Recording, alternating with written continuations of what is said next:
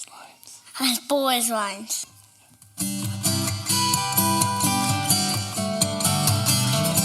As bold as lions. As bold as lions. As bold as lions.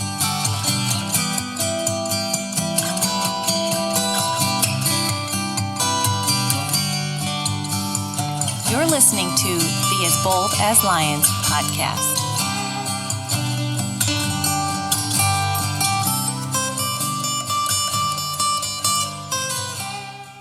Hello and welcome to the As Bold as Lions podcast. My name is Derek. Great to have you join me today. As this goes out, we're just moving into the month of March. And March always feels like a spring kind of transition sort of month within the year. Winter is starting to wind down. Spring is on the way. We have some glimpses that it's going to come.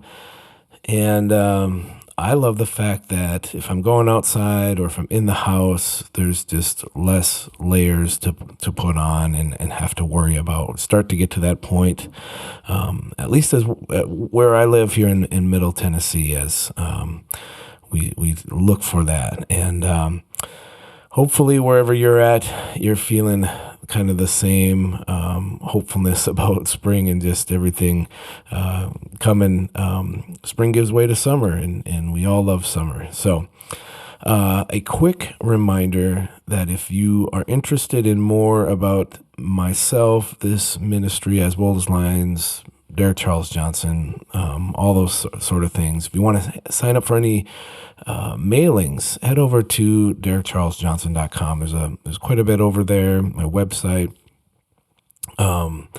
There's more I could be doing, but I seem to stay busy with just social media and those things. So, but the website is probably due for some updates. But you can find a lot over there. You can find things about me if you're just curious as to more about me. If you're just wanting to kind of do the does this guy check out kind of test with things. I'll also say that you may be listening to this on a streaming platform, Spotify, Apple Podcasts, whatever, and you can go back and there's probably, everything that we've ever posted within the podcast is there. But you can also go to the website. You can go to the As Bold as Lions tab. There's a podcast drop down from that menu. And then you can go through the whole library there. It syncs up with the hosting site that I use. I believe it's called Buzzsprout, something like that. But they throw all this out there, and they can link up to a person's website. So everything I've done on the podcast, all 200 plus episodes are available through the website directly if you want to go to that spot. So just want to make sure you're aware of all of that. And as I get started, there's a little bit of a head cold, kind of your run-of-the-mill common cold going on that may come through. I'm not sure. I've got my cup of tea here. I've got my water. So just trying to keep the throat kind of lubricated and just not let things dry out. So I at least don't get into a coughing fit sort of thing. But I can hear kind of in my own head this nasally sort of thing. So bear with me. I'm not feeling bad. I'm not, super sick or anything. It's just it's all in my head, as people would say. So as I mentioned, podcasts that I've previously done, I'm going to reference probably a couple today. And kind of more on that later as we dive in. But we've rounded out now. We will round out here with this episode the stuff that's been on my mind series, kind of installment of 3 new ones. And we did this back a couple years ago. Also kind of groups of 3 that I did throughout, I think it was 2024. And so we've tackled a variety of things. And it was kind of looking at how to finish out this sort of edition of this series here in 2026, and like, where should I go with this last episode, kind of before we move into some other things again. It was kind of a head scratcher. I was kind of like, I'm not really sure. Like there's different things that I could kind of dip the toe into and talk about. But then there's just some things that have kind of come to the surface, I guess, more recently and in this year, for sure, that have, just as a church and worship ministry, kind of just come to the forefront and kind of catapulted this topic that we're going to talk about today, kind of moved that forward for me. And just full disclosure, I've been kind of wrestling with this idea as I talk about stuff that's been on my mind. Well, these are the things that are kind of in the back of my brain, from at any given moment that I think about, that I trust that other people are probably thinking about as well. And so, I guess certain topics are like, will there be any backlash? My fear is like, should I even go there? Should I talk about some of these things? Is it going to affect my platform? Which, it's not a rational fear, and it's not like I have this huge platform anyway, but it's still one of those things that kind of lurks there, like maybe we shouldn't go there. Maybe we shouldn't talk about this.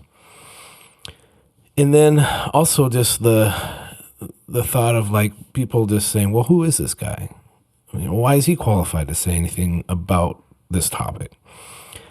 And I might even agree with you somewhat there, other than to say I'm a person who has been involved in worship ministry, basically to some degree for my entire adult life. I'm getting close to 50, and all the way back to college, I can even go back to my high school youth group, getting up a couple times and playing guitar and leading worship, and just like thinking of like how this has sort of been something that's been constant over the majority of my life. So I don't know if that gives me the right to say something, gives me the right to make a podcast about it. I don't know.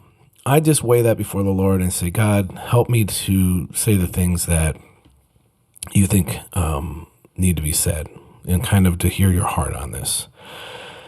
And so I'm hoping what this episode in particular does is that it sheds some light to maybe you're already aware of some of this and you're already having some of these similar thoughts, or you're just super unaware and you kind of just need to have this eye-opening, sort of look, pull the curtain back sort of a thing, if I can do that. And I'm not saying I'm bringing anything, huge as far as exposure or doing any of that.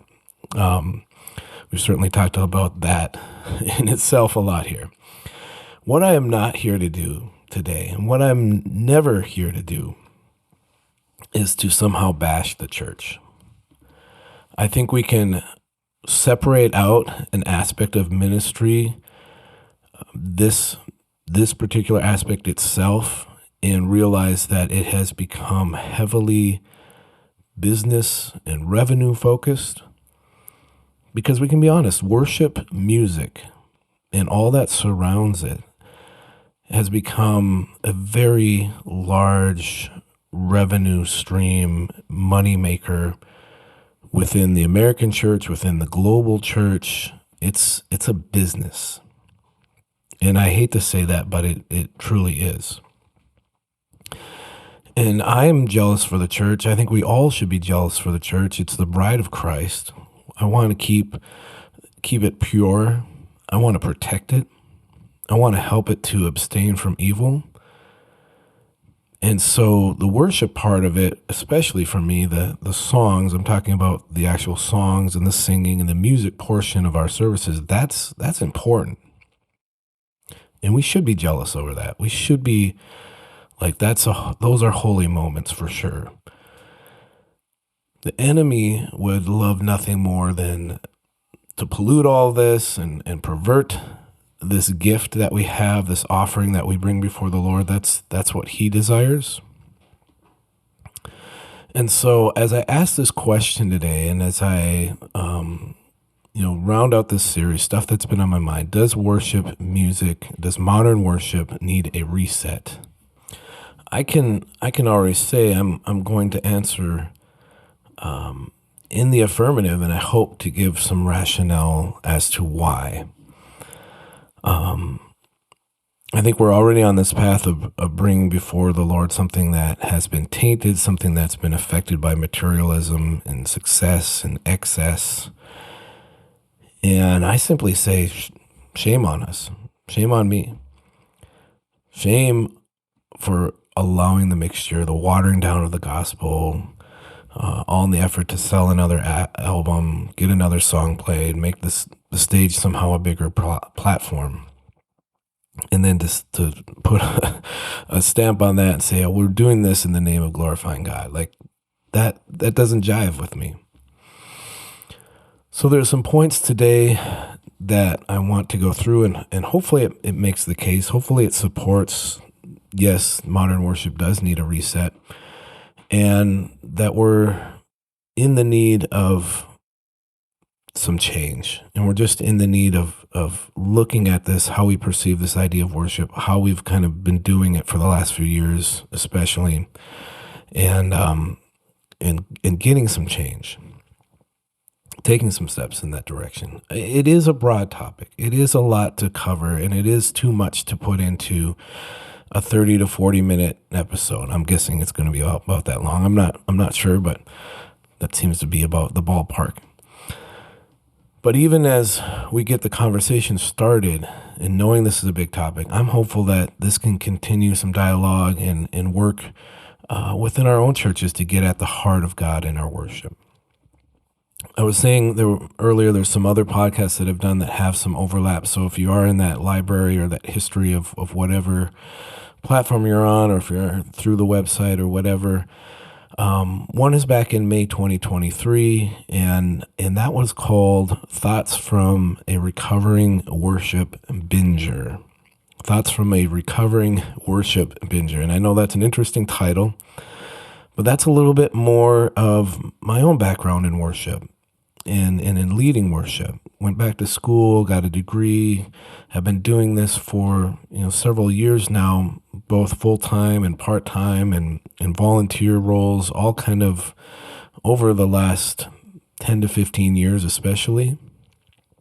But at some point there just was a need to step away from the stage and the songs and feeling kind of burnt out because of how much, I think sometimes of how close maybe I was to all this and how I was getting my priorities wrong. So there's something to learn from that if you want to go back to that podcast. Again, May 2023, so you got to scroll back a ways.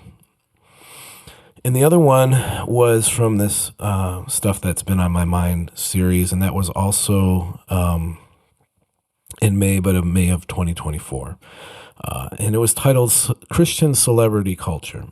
It might have been, I think it was the first Stuff That's Been on My Mind podcast that I did.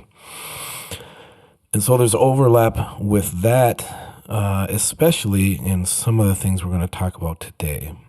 Because we talked about in that episode the mega platforms, the celebrity worship that has crept into the church.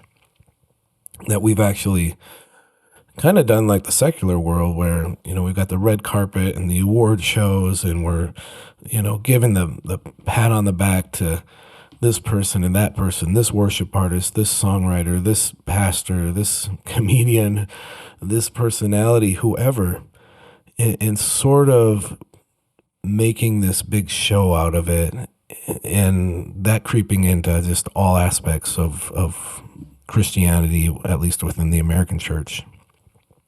So that's another one to look at if you want to go back to that episode and you're just interested in more and want to kind of hear my heart on some of this. But today we're diving specifically into the area of worship. Feel like it's a bit overdue. Feel like God's been already kind of challenging me on this, and And really, he's gotten ahead of us on this. And I believe he is ready for change. Are we in turn ready for change? Are we ready to lay down some of our idols, some of what we've been clutching to, the pearls that maybe we've been clutching to and pertaining to all of this? So there's a few points today, kind of to build this case, and want to dive in, having set kind of the stage for all this. And there's going to be a lot of things that I pull in, kind of some research that I've done, song lyrics, websites, articles, of course, the Bible verses as well. But just things that I pull in, and I'm going to try to put what I can in the show notes, that if you want to go back and look at things, you can find the links, and you can read some of this as well. So the first thing I have today, though, the first point in this is that modern worship songs over time, and I feel like this could be opinion, but I think it's moving towards fact as well. Modern worship songs have become increasingly me-focused. So one of the things I struggle with in worship is kind of the ratio of songs that I would say are me-centered, and they're seemingly kind of on this horizontal level, or they're internal kind of looking. They're written from that place.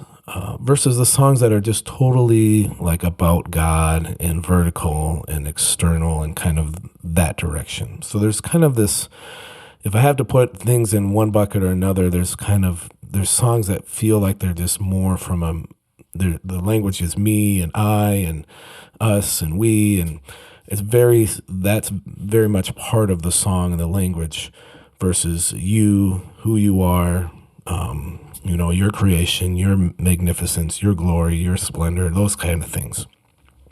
And I think there should be a balance. I think we have to have the ability to sing about both in a corporate setting. There's an example, we can pull a lot of things, and you can go to the Psalms, Psalm 88, there's David crying out on his own behalf, and you see this, like he's like, God of my salvation, I cry out day and night before you. Let my prayer come before you. Incline your ear to hear my cry. So we hear me, my, I. We hear that right in the beginning of that psalm, verses 1 and 2. So there is a biblical precedent to talk about ourselves, to put our cares before the Lord, and to bring that into worship. I'm not saying that's wrong. I'm not saying these types of songs are necessarily wrong. But we get to a point, and it seems like the trend is moving this way of, for lack of a better phrase, it's just all about me, me, me. I. And I got to think, over time, as we sit under these worship services, regardless of what the messages are like, the sermons, whatever, the music itself starts to skew our theology. It impacts the way we think about God. It impacts the way we think about ourselves. There's a song that's fairly well known, that to me is kind of like the big example of this. And I don't want to hate on the song. I don't want to hate on the group. Definitely has its place again. But it's the more I've thought about the lyrics of this song, the more it's bugged me in some ways. It doesn't always hit me the same way, but sometimes I think about it and I'm just like, it's so much about us in a way. And the song is Who You Say I Am. It's by Hillsong. I can't remember, I didn't grab the date of when this, but it's been in the last 10 years, probably within the last 5 to 7 years. You probably heard it. The lyrics are completely centered around us. I'm going to read them here in a minute. It's in light of what Christ has done, but it's about our identity in light of that. But it's hard to sing this song, and I guess in my brain anyway, it's hard to just totally flip the focus on God, because it's really saying a lot about ourselves. Here are the lyrics. I'll read verse 1 and 2, and then the chorus, and then the bridge. It says, "Who am I that the highest king would welcome me? I was lost, but he brought me in. Oh, his love for me. Oh, his love for me. Free at last, he has ransomed me. His grace runs deep. While I was a slave to sin, Jesus died for me. Yes, he died for me. All right, that's all true. It's nothing theologically wrong, but we move into the chorus. It says, who the Son sets free, oh, is free indeed. I'm a child of God. Yes, I am. In my Father's house, there's a place for me. I'm a child of God. Yes, I am. And then it moves kind of the climax, the bridge here. It's like all these statements about ourselves. And it is in the light of what Christ has done, but hear me out. I am chosen, not forsaken. I am who you say I am. You are for me, not against me. I am who you say I am. As I read that song back, it's clear to me that I'm as much at the center of what we're singing about as Christ is. And maybe there's just a better way to frame that and put that into corporate worship, because it's kind of like we're both kind of the two main characters in the story here, and we're both kind of the star of the story in some ways. I hate to put it that way, but if you're tracking with me, that's kind of where my mind starts to go, because it really does talk a lot about ourselves. It's our identity, yes, and I guess we can worship through that identity. But if I'm having a steady diet of songs that are all like who you say I am and just those sort of songs, and that's my worship set, it's really not framing me as much as the sinful wretch that I know I am, that needs to also hear about like how Jesus went to the cross, how, he has given himself for me, how he laid down his life, how he is, God omnipotent, omniscient, all those things, like his character, his everything, his love. There's an easy way to kind of fall into this trap of like, I'm pretty amazing too, And I think we got to stop ourselves there, because that can lead to some poor theology if we just keep taking that to its logical extreme. It's possible a song like Who You Say I Am, it's possible that there's something else out there that could express the same truth, like I said, but it's somehow just formats it differently. It puts it a little bit differently so that we're not wrestling with that as much. And that's kind of what I'm saying in this first point. Not saying the song is necessarily bad in or of itself, but you get a steady diet of that, and it starts to tip us in an unhealthy direction.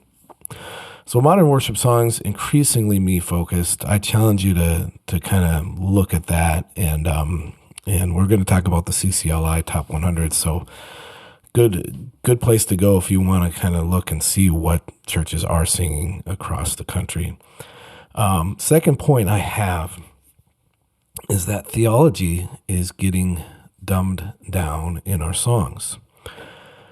A name I'm going to mention a few times today, and again, it's not to hate on this guy, but he does come up from time to time as I start looking into this and doing my research. Brandon Lake, prominent worship artist. He had this to say on a podcast in the last year. I think it was on the Bryce Crawford podcast. And this clip kind of went viral, and there was a lot of response to it. But he said this: I'd love to see more churches keep Bubba in mind. The guy who's in the back of the room who got dragged there by his wife. When your opening song or most of your songs have so much Christianese language, when your first song is like, holy, holy, holy is the Lord God Almighty, I think he, Bubba, is going, what does holy mean? Obviously, that's where we want to get into in a worship set. But give Bubba some language where he can say, I find myself in that song. I feel like that. So there's a lot to unpack there, but rather than going after Brandon himself, which I think he realized, or maybe didn't at the moment, but later on, there was some fallout here, and I think he probably did some backtracking on that. I know there was a lot of people that kind of had a response to this. But I want to address the greater idea that somehow worship has to be dumbed down. First off, it doesn't. But this idea is out there, and people that write the songs we sing are thinking along these lines to a certain degree. Like, how do I make this accessible? How do I make this tangible to the guy that's maybe never come into a church before, so that he can worship as well? But I think with deeper songs and just songs that don't avoid the truth, there are opportunities for us within the church to then shepherd and to guide our people. There's teachable moments for sure. We don't have to shy away from theological truths and terms: sanctification, atonement, salvation, resurrection, the holiness of God. We don't have to shy away from those things because we're worried about what Bubba is going to think. And here's where I really take issue, because worship is not for the outsider. And we're not meant to put on a concert. We're not meant to play a bunch of secular songs in order to warm up the audience to get them ready for the main event. And thank goodness that trend has kind of gone away, I think. Worship's meant to bring us in a place of greater revelation of God, who he is, his nature, his character. So there should be a level of, maybe I don't really understand that word, but I'm going to seek out and get to know more about God. And I don't just have to make it so, the bar can't be just right on the floor. We can raise it a little bit. And we can have some simple songs. There's songs in the last 30 years like Draw Me Close, I Love You, Lord. They're very simple. They're very basic. They get right to the heart of what we want to say in worship, and that's okay. But we can have that type of a song right alongside some of the rich theology and verbiage that we've had over the years. Beloved hymns, classic hymns like Great Is Thy Faithfulness, How Great Thou Art, to more of a modern day type of hymn of In Christ Alone, something like that.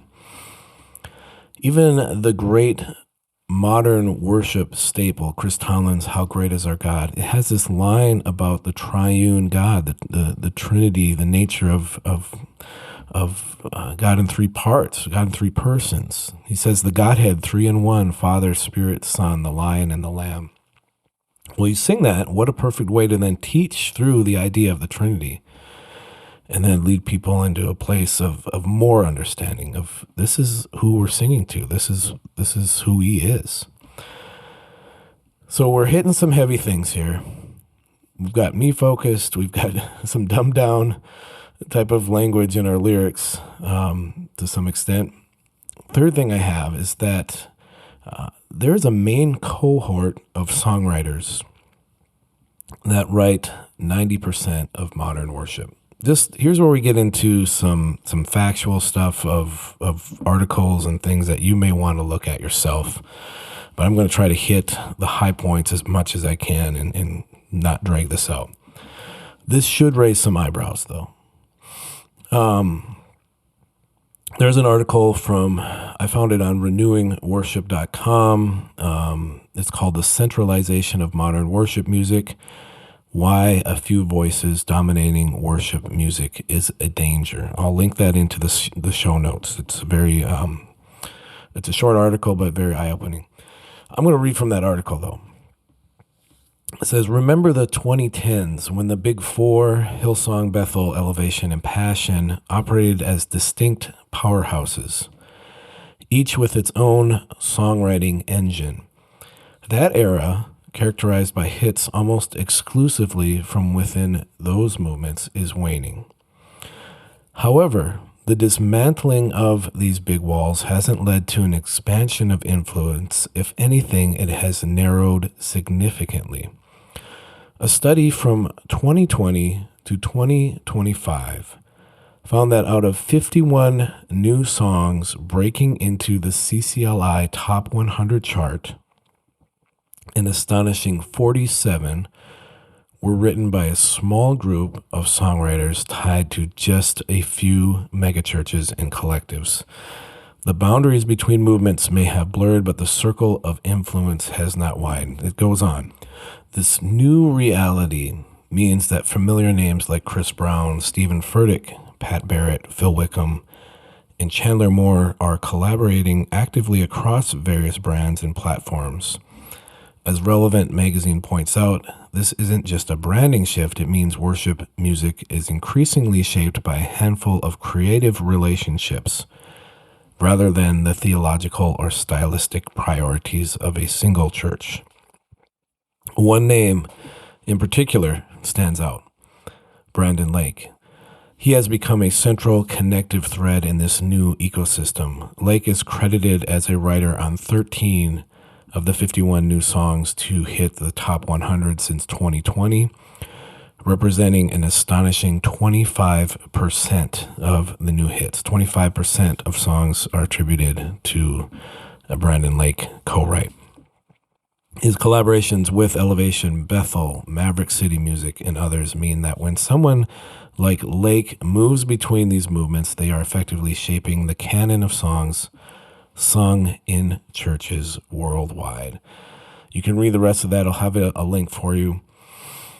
But just some things to take away from just what I read in that article.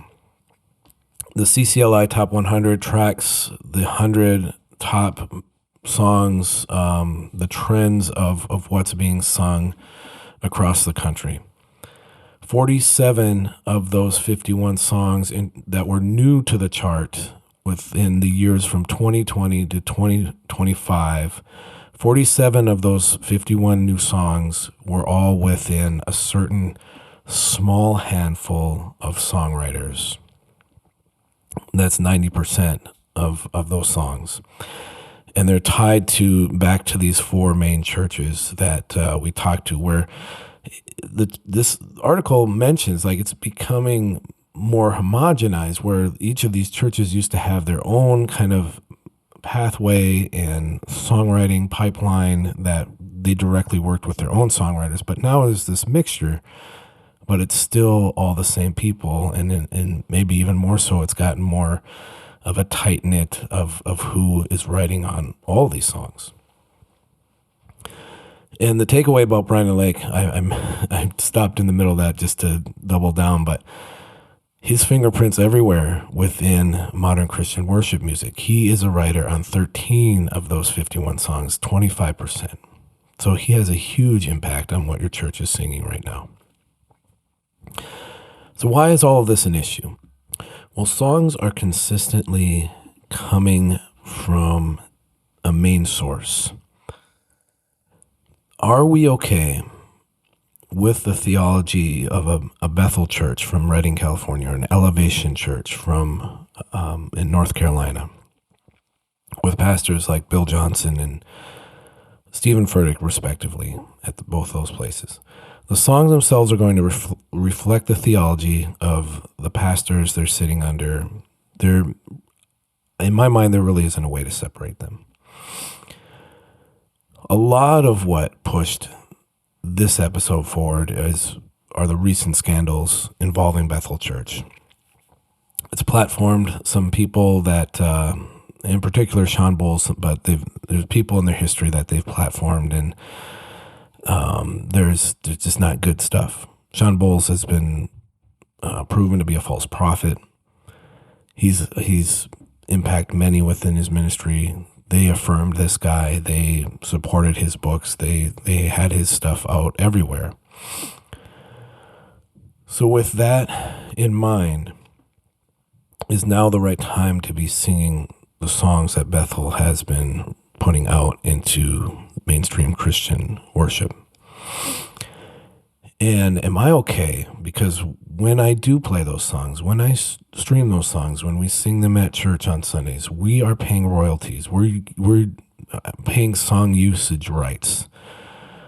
back to those churches amidst the scandals that they're in, perhaps the culture of abuse that they've allowed within those places. Am I okay with that? Is there a check in my spirit over that? And I think at least a possible solution right now is to look for other voices to gather songs from, or at least a more diverse selection of churches that you go to. But making sure, of course, that there's theological agreement within your own church. Like this we could vouch for this church. We there's nothing fishy or shady that's going on here that we can tell. And the other solution, harder in the short term, but a great long-term plan, is to start writing your own songs for your own people.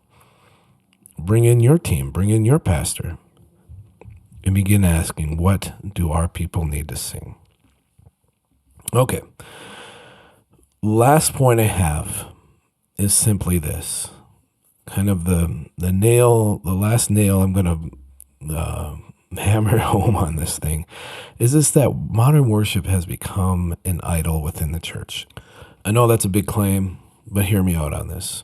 And again, this is where the celebrity Christian culture episode has some tie-ins. But here are some stats that I found recently that are readily available online. Talking about Bethel again. Bethel Music, which is the worship music arm of Bethel Church in Redding, California. They're a major force within modern worship, and recent reports indicated annual royalty revenues exceeding $16 million as of fiscal year ending in July 2024. $16 million a year from their worship revenue.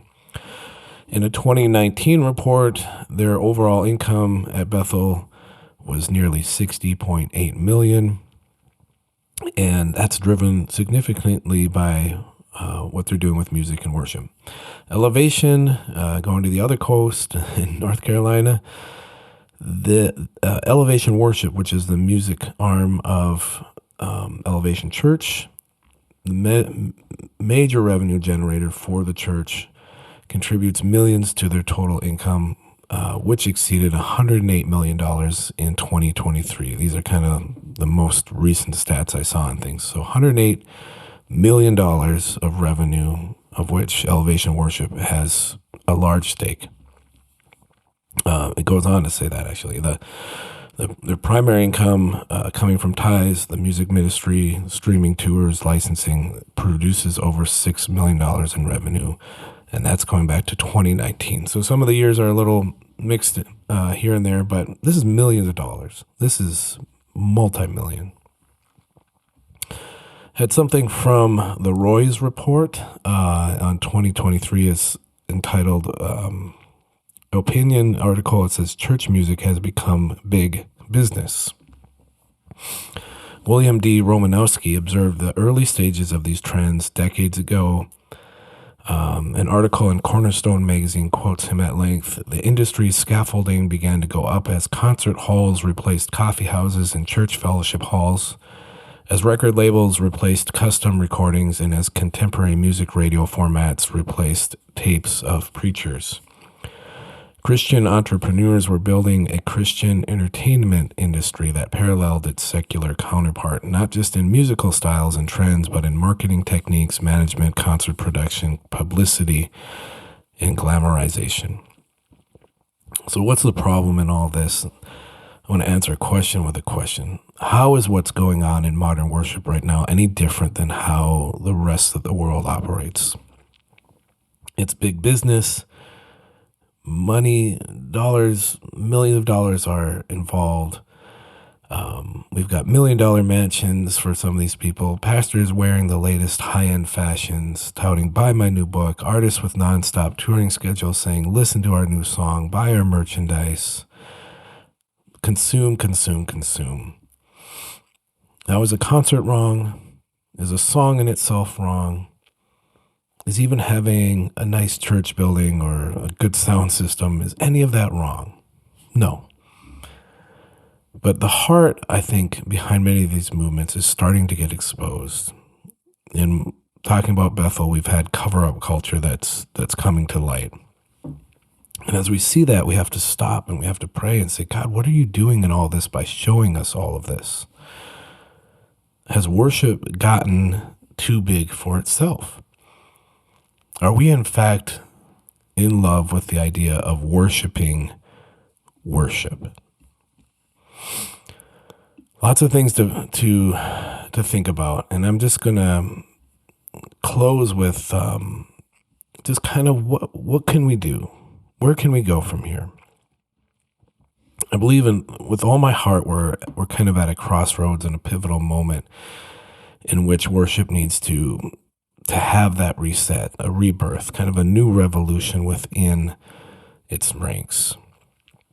I grew up in the 90s and early 2000s when modern worship kind of took hold, as we had some of these churches that are still around, some of these movements that are still around. Some have gone and haven't come back, but it started back then, and I think we had its own seasons in the 70s and the 80s where it kind of moved forward. But it feels like we're at the precipice of another point of change, of like something is going to kind of needs to upset it all again, and it needs to go through this refining process. Just some quick thoughts as we close. Consider the voices, the pulpits behind the songs you're singing in worship. Where's the preaching that these people are sitting under? And then, is there a peace about the songs you're singing, or is there any sort of check in your spirit? Next, what are some voices outside of that big 3 or 4 churches, as we talked about the songwriting cohorts and all the people that kind of give us most of the new music that's being sung? What are some alternative places to look? What are some other groups to kind of follow, to listen to, some other wells to draw from? I had somebody share with me online some names, and I'm just passing along to you. I haven't listened to everything here myself, but there's people like the Gettys, Keith and Christian Getty. I think Keith was one of the co-writers on In Christ Alone, actually. Matt Boswell, Matt Papa, City of Light. Another one I like a lot is Shane and Shane, and I've found them to be fairly sound. So just check out other voices. Find other things that are out there. You may surprise yourself. Like, man, there is actually stuff out here besides Phil Wickham. And then if you make a decision, either individually or as a church, pray for the conviction to stand on that decision, despite the opposition you might face. I do get messages from people, pastors, different things once in a while. Well, we don't sing Hillsong anymore. Or we're okay with modern worship, just not the elevation stuff. So you might get asked why. I noticed you guys aren't singing anything by Bethel. What's up with that? I really like Goodness of God. I really like this song. I really like that, whatever. In that, there's this opportunity to witness. There's an opportunity to stand upon truth. And this is not an easy decision when the majority of churches aren't having this conversation. The majority of churches are just singing the songs because they're popular and they're, man, this latest song sounds great. Let's get it into worship on Sunday morning.